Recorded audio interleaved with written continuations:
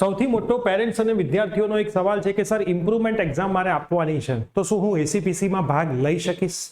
કેવી રીતે લઈ શકીશ? હું પાસ છું કે હું ફેલ છું? એસીપીસીનું ફોર્મ અત્યારે ભરવાનું કે પછી ભરવાનું? અને રાઉન્ડમાં ભાગ લેવાના કે ઇમ્પ્રુવ થાય પછી લેવાના? અને ઇમ્પ્રુવમેન્ટનું રિઝલ્ટ અપલોડ કરવાનું કે અત્યારનું રિઝલ્ટ અપલોડ કરવાનું? તો આજના વિડીયોની અંદર તમારા તમામ ડાઉટ્સ ક્લિયર થઈ જવાના છે. તો યસ દોસ્તો, મારું નામ છે પ્રિયેશ પટેલ. આપ સર્વેનું ખૂબ ખૂબ હાર્દિક સ્વાગત છે પ્રિયેશ સર વિદ્યાપીઠ પ્લેટફોર્મની ઉપર. સૌથી પહેલા ચેનલ ઉપર નવા હોય તો સબસ્ક્રાઇબ કરીને બેલ નોટિફિકેશન પ્રેસ કરી દો, જેથી આવનારી તમામ અપડેટ્સ તમને ઘરે બેઠા મળતી રહે.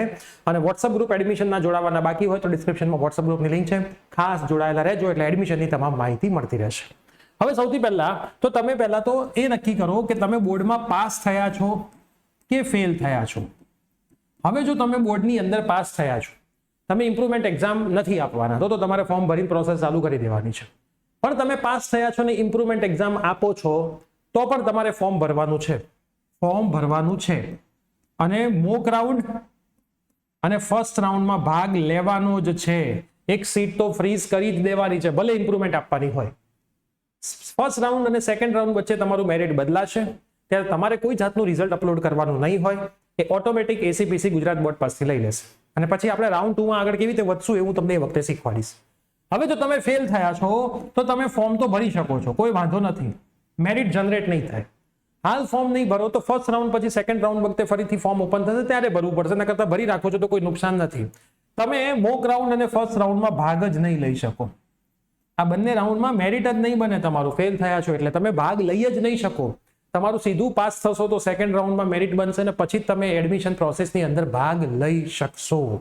તો જે પાસ થયેલા વિદ્યાર્થીઓ છે સૌને હું કહીશ કે ફોર્મ ભરી દો, મોક રાઉન્ડમાં ભાગ લેજો, ફર્સ્ટ રાઉન્ડમાં ભાગ લેજો, સીટ ફ્રીઝ કરી રાખજો. સેકન્ડ રાઉન્ડનું આપણે સેકન્ડ રાઉન્ડમાં જોઈશું. અને જે લોકો ફેલ છે એ લોકો ફોર્મ તો ભરી રાખો, પણ તમે મોક રાઉન્ડ કે ફર્સ્ટ રાઉન્ડમાં ભાગ નહીં લઈ શકો, સીધા સેકન્ડ રાઉન્ડમાં ભાગ લઈ શકશો. અને સેકન્ડ રાઉન્ડમાં પણ ઘણી બધી સીટ્સ ખાલી હોય છે, તમારે કોઈ ચિંતા નથી કરવાની. અત્યારે તમે ફોર્મ ભરો અને તમે અત્યારે તમારું રિઝલ્ટ અપલોડ કરો ફેલ વાળું, તો સર હું મોક રાઉન્ડ પછી સેકન્ડ રાઉન્ડમાં પાસ વાળું કેવી રીતે કરીશ? ચિંતા ના કરો, ગુજરાત બોર્ડ પાસેથી એસીપીસી જાતે જ બધું લઈ લેશે. તમારે કશું જ કરવાની જરૂર પડશે નહીં, આખી પ્રોસેસ ઓટોમેટિક હોય છે. તો આ વિડીયો તમારા તમામ ફ્રેન્ડ્સને શેર કરી દો જેમને હજી એ જ કન્ફ્યુઝન છે કે ફોર્મ ભરું કે ના ભરું. 20/5 ફોર્મ ભરવાની છેલ્લી તારીખ છે. ફોર્મ કેવી રીતે ભરવું, જો એ વિડીયો તમારી પાસે ના હોય તો યુટ્યુબ ઉપર સર્ચ કરો એસીબીસી નું ફોર્મ કેવી રીતે ભરવું પ્રિયેશ સર, પહેલો જ વિડીયો આપણો આવશે. આખું ફોર્મ ભરવાનો વિડીયો જોઈને જ ફોર્મ ભરજો, જેથી કોઈ પણ જાતની ભૂલ તમે કરો નહીં. મળીએ છીએ આવે જ કોઈ નવી વિડીયો સાથે. Bye, take care.